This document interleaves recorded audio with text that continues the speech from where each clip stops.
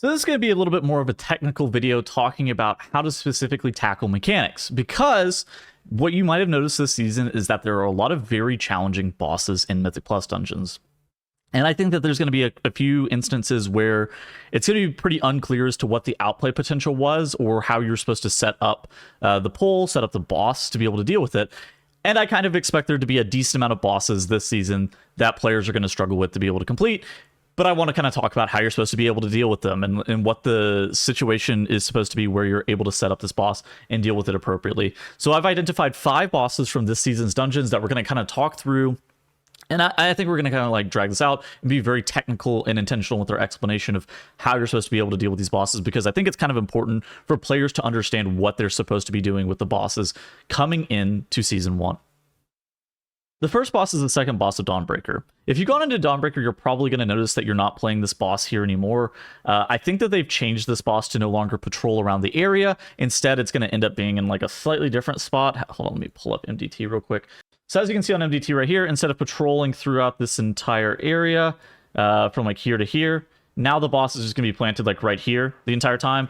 But I think that even with that being the case, I think we can still talk about the mechanics of this fight, how to deal with this boss, and what you're actually going to notice that's very challenging on this fight. So first and foremost, let's kind of go through the mechanics that you have on this boss. By far the most important mechanic is the Dark Orb ability. The Dark Orb ability is a fall-off damage mechanic where you try to fire this orb as far as possible, and then whenever it contacts something or reaches max duration, it will explode, doing a little bit of damage to your group.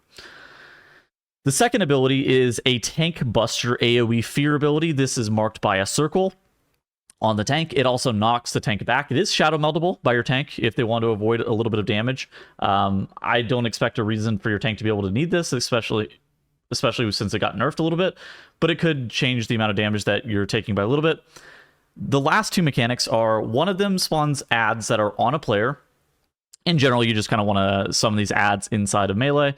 And the final mechanic is the Shadowy Decay, which is another AoE effect ability. And so we have 2 large AoE effects, which this is going to be pretty difficult for a healing check. That's what's going to make this fight very challenging, and the healing check is not something to laugh at. Additionally, after the 4th Dark Orb that goes off, there's going to be the Dark Orb is going to explode, and then you're going to go immediately into the healing check. Shadowy when you actually want to save abilities like Zephyr, like Anti-Magic Zone, Rallying Cry, stuff like that is definitely going to want to be saved for that 4th Shadowy Orb overlap. So now let's kind of talk about what we're supposed to be doing with the Shadowy Orb. So in the past, we were shooting it up and down this ramp. Basically, you would shoot the orb like this direction or this direction, trying to make sure that it was getting max distance away from the boss so it didn't explode, doing an insane amount of AoE damage. Now, with the position that they moved it, kind of a similar concept. I mean, I'll put back up MDT real quick. And basically what you're going to be doing is you're going to be shooting it either towards this fountain, or you're going to be shooting it down this like ramp towards like the last boss area. And in general, this should be fine. You should be able to get that dealt with pretty easily. Next up, the tank circle is kind of an interesting one. So in general, the tank circle, they want to be planted up against a wall. And so you can actually do that in the new spot that you're actually tanking this boss pretty comfortably. The last thing is a Shadowy Decay. A lot of this is going to be on your healer managing their healing CDs really well, but it's also, this is the correct time to be pressing a defensive cooldown. You don't want to be pressing a defensive cooldown on the Dark Orb explosion, because the Dark Orb explosion, either it's one of those things that it's going to hit you 100 to 0 and somebody shot it in the wrong spot, or somebody shot in the right spot. It should only hit you for about like 60 to 80% of your HP. Your healer is able to get you topped. The exception of this is, of course, on the 4th Dark Orb. And so those are all the things that make this boss very, very challenging. And so, yeah, let's move on to the next boss. We have the final boss of City of Threads as the second boss, and I think that this is honestly probably my #1 pick for hardest boss of the season. This is a fight that is similar to Yasma from Dragonflight Season 3, where the hard part of this fight is stacking up and moving as a group. There's a couple of different mechanics. First off, there's a splice mechanic, which is just an AoE dot that goes on your entire party. There are these orbs that you can see on screen here. Basically, these orbs get shifted by the boss occasionally, and they do this purple ground effect. They're actually very difficult to see, I would say. There's also a web wrapping ability, which is why you want to stay stacked. The web wrapping, similar to like tendril roots you in place. Now you can break this with root removal effects such as freedom or tiger's lust or shapeshifting or whatever, but getting out of these is very important. So you want to stay stacked. That way your group, in particular your melee, are able to cleave you down rather quickly. And then the last ability, or there's actually 2 more abilities. One of the last abilities that you kind of care about is there's this beetle. Whenever Ezo turns into the beetle form, it does the ground slam. The ground slam, especially in conjunction with the splice dot, can deal an insane amount of AoE damage. So pressing a defensive there is actually very important. Also, your healer has to move at that point, which is, it's a bit sketch, I will say. Healer movement on this fight is very, very dangerous. And then the final ability is the tank mechanic. In theory, how the tank mechanic is supposed to work is the tank gets the circle, they sprint it straight into the middle of the room. That way they avoid hitting anybody with that ability. And so let's take a second to kind of look at what this is going to end up looking like whenever you're playing that in a high-end group. So as you can notice here, we're all permanently stacked. We move out of the way of those orbs. Now we're getting rooted by the Umbral Weave. Basically, we're stacked for this Umbral Weave ability. The Enhancement Shaman and the Assassination Rogue are going to be able to break us out almost instantly here, especially whenever we're permanently stacked like this. We have enough AoE damage. Now, the issue is if you don't break players out fast enough, about 10 seconds after that Umbral Weave happens, you get these orbs that start to move again. And so you're going to see us be stacked up, and we're going to just continue to move. And if we weren't broken out of that Umbral Weave, say we're far from the group, somebody's going to die. Those orbs one-shot you 100-0. I would argue that they're very difficult to see in a pretty obnoxious way. But yeah, that's why you want to make sure that you're just running around and staying stacked as a group. Now, Ezo, like you saw on the screen right there, turns into the beetle. They summon smaller ads. These ads don't really do anything. Don't really worry about them too much. But that you saw that slam, it did AoE damage. It was off the back of the splice dot falling off of us, which is pretty scary. That's definitely a great time for you to be looking to press your defensive. And then the tank mechanic, like I was talking about, the process of elimination happens. Your tank beelines it into the middle of the room, staying as far away from the group as possible. This also allows your UCR melee are maintaining 100% uptime on this boss. And so that's kind of why your tank wants to run away, is to make sure that your melee can continue to maintain uptime on the boss. And that's generally one cycle of this fight. And the fight happens in cycles. It works roughly the same way every single time. We move from orbs. We get rooted in melee. We dodge the tank buster. We press defensives whenever the beetle's going to start slamming. And that's how this fight should, in theory, look. Next boss that I've isolated as one that I think is going to be problematic is problematic for different reasons. I think that last boss has pretty substantial heal checks and pretty weird coordination checks sometimes. This one is almost purely based off of knowledge, particularly tank knowledge. By far the most important mechanic is at 100 energy, the boss starts to do a pulsing AoE.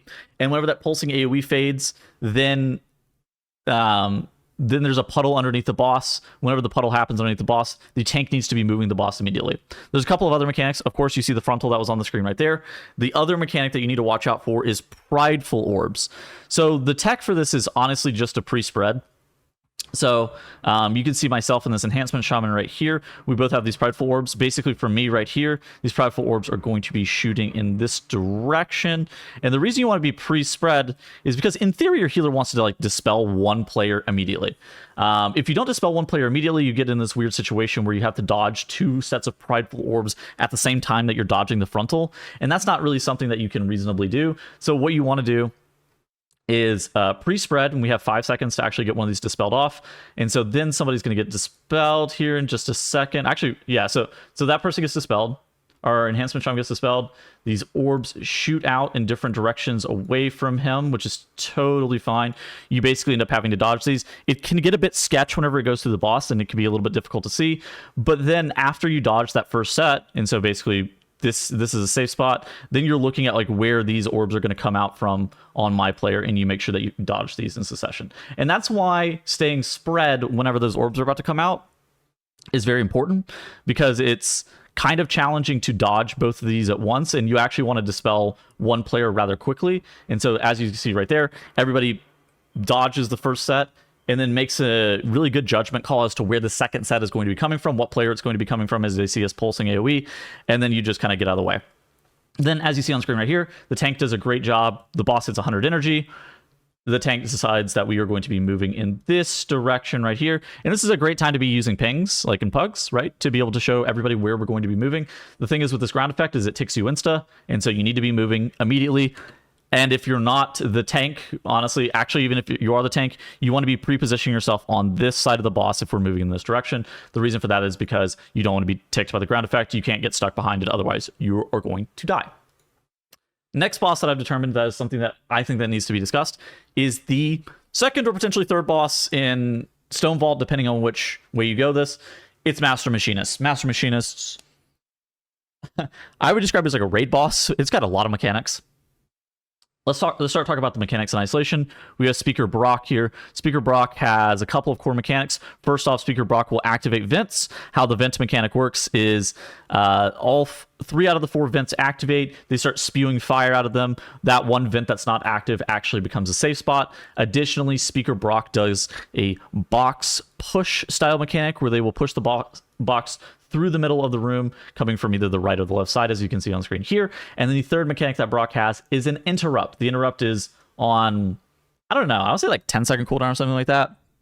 You have to cycle a bunch of interrupts on it, but there's a weird mechanic whenever Brock, I don't say weird, but there's a mechanic that whenever Brock jumps and does the box push here, Brock will then be standing right here and have to start casting. This means that some of the ranged kicks in your group, such as Shaman kicks, such as Mage with Blink, such as Evoker Interrupt, potentially with hover charges, have to go and be able to get that kick, because if that cast goes off, then your group gets slowed and they actually end up taking a lot of damage. The other mob we have right here is Speaker Dorito. Dorito does a box pull ability where they jump into the middle of the room and they make a big circle and then they pull the box into the middle. The box then explodes, shooting waves in the cardinal directions, so north, south, east, and west here. And so basically the safe spots are on top of the vents. And so I think you can see where the difficulty comes here, where you'll have like the vent coming out, and then like 2 or 3 seconds after the vent starts or the vent expires, then Dorito does the box pull ability where then the waves are coming out. So you have to very quickly identify where the safe spot is in the room. And that's the most mechanically challenging thing. Additionally, Dorito's got this orb shoot mechanic that's like a frontal ability. It should be pretty easy to dodge. You see it pretty regularly on some of the trash mobs. And so let's take a second to kind of look at what this fight looks like just for one of the cycles of this fight. It's not even the static time. So I would argue that the first box pull is probably the hardest part of this entire boss. And as the fight goes on, it becomes a little bit easier. So you can see that we actually miss a kick on the molten metal, which is actually very dangerous there. And so now Brock is actually doing that box push that I was talking about. So everybody peels out of the middle. Then our shaman walks up to here-ish and gets that kick on Brock. Then Brock will run all the way in. Because the issue too is like if you don't get the kick, Brock will run in after the cast goes off, but you really don't want to be taking that damage. Because any avoidable damage that you can avoid taking is very, very good. Additionally, if you take that molten metal whenever you have that vent out, it can become a little bit difficult. So let's talk about the vents. So you can see these vents right here are starting to activate. You can notice that they are having this effect. Immediately, I swing my camera and notice that this is going to be our safe spot. So people are going to start pinging that this is our safe spot. We're going to be looking to walk the bosses over here. You might have to kick Brock because the Brock will channel the vents cast and can get stuck out in the middle of the room. Typically, this is a good time for a ranged to be looking to kick. Probably not the range that's supposed to be kicking the cast every single time whenever the boss does the jump, but right here you see I just like walk up, I get the Brock kick, and then we have Dorito's box pull mechanic that I was talking about. Now we're on top of this vent that I was showing. Additionally, we're going to be pressing defensives. I rescue somebody there. I might even press Zephyr here. No, Zephyr's not even up. But in theory, this is a good time to be pressing Zephyr because again, that box explosion is very, very dangerous. And that's roughly how this boss looks. Again, this is a fight that I think players are really going to struggle with because the movement intensity of this fight is not really something to scoff at. The last boss that I want to talk about is a little bit different than the rest. I would describe a lot of the burden of this fight is on your healer. This fight has 2 heal checks, Gossamer Burst and Alarm Shrill. So right off the bat, Avanox, which is the first boss of Ara-Kara, is going to be slamming Alarm Shrill. Alarm Shrill does a little bit more damage than Gossamer Burst, but it's over a shorter period of time. Or it does a little bit less damage, sorry. It does a little bit less damage than Gossamer Burst, but it's over a shorter period of time, which can make it a little bit deadly. Typically, healers find that one a bit easier to heal without any major cooldowns because you don't have to move while you're doing it. Then some of these starved crawlers spawn. I'm going to level with you guys. This fight's very difficult for like a double or a triple melee comp just because of this mechanic here. Basically, your melee DPS would have to get off the boss. In theory, your tank should be tanking the boss like right next to the ads and slowly walking them away. So these ads fixate onto players. If you have triple ranged, it doesn't really matter how you're doing it. You can see in our group here, we're playing Balance, Druid, Augmentation Evoker, Frost Mage. So we don't care if they're stacked on the boss or not. Realistically, we'll be able to deal with these. But if you're playing a bunch of melee, you're going to need to be able to tank the boss kind of close. Additionally, if the crawlers get too close, Avodox consumes the spiders and then has a damage amp for 60 seconds, which then you wipe. Now you see that Gossamer Onslaught's getting ready to start. We're kind of grouped. In theory, you probably want to be stacked, but being lightly grouped is very important because you don't want to be cluttering up your room and you actually don't want to box people off. And so what you're going to see here, and what I kind of expect to happen, is everybody's going to be moving in this direction. The healer needs to be pre-ramping their CDs. Disc Priest, I think, it has probably the hardest time on this fight, but this is a great time to be pressing things like Spatial Paradox for your healer. Spirit Walker's Grace, very, very strong in this aspect because you're going to be taking probably 150% of your HP over the 4-second cast, and you see actually the Spatial Paradox gets pressed on the Disc Priest here to be able to top us up. Group defensive cooldowns at that point are also very strong for the Gossamer Onslaught. The Alarm Shrill then is going to be coming up in the next 15 seconds after that. So your healer has the burden on them to be able to get everybody topped back up.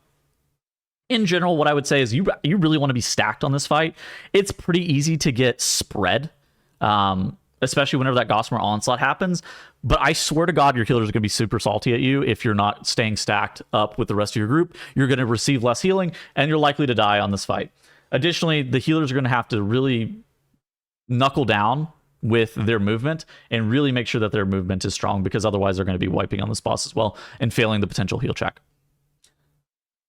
Anyways, those were the top 5 bosses that I thought people were gonna struggle with this season. I really hope it helps you guys understand like what's going to be difficult this season with bosses. I think that the boss design in season 1 is going to be more difficult than it ever has been before, with more intricate heal checks and mechanic overlaps that make the fights hard. I don't think that all of the fights are difficult because of heal checks, as you saw today. A lot of these are actually difficult because of the movement. So anyhow, that's gonna be it for me today. I hope to see you guys in the next video. And if you enjoyed the video, like and subscribe. Goodbye.